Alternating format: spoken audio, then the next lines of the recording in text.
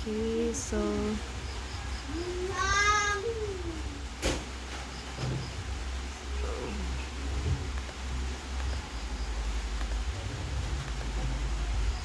dili gyapon nato siya ma-open.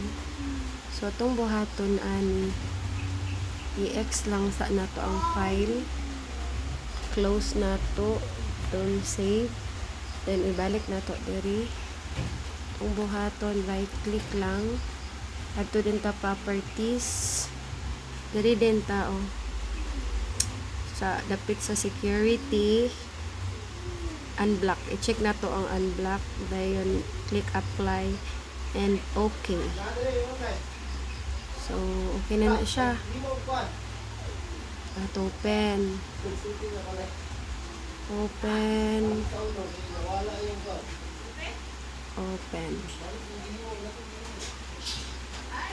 Wag open na to. Bamday!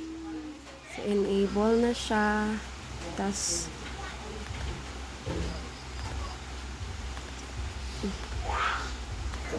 okay. So, maka-open na din ta. O, diba?